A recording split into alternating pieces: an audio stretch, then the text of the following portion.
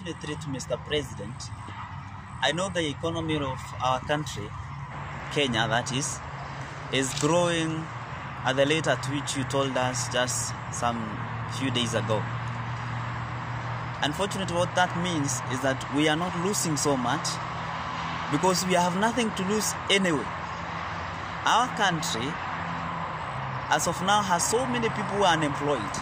So with coming of coronavirus, we had very little to lose. Therefore, Mr. President, it is not a good sign that we are not losing so much. In fact, if we had lost much, we would have known that so many people are losing due to unemployment.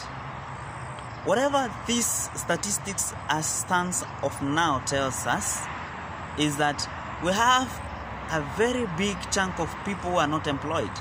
So even with the coming of coronavirus, we had nothing to lose because we had already lost in the previous.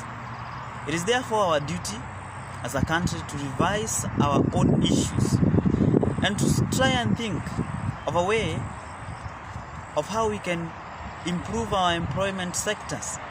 If we don't do that, then even if there comes what, we are never going to learn that we need to do more as a country.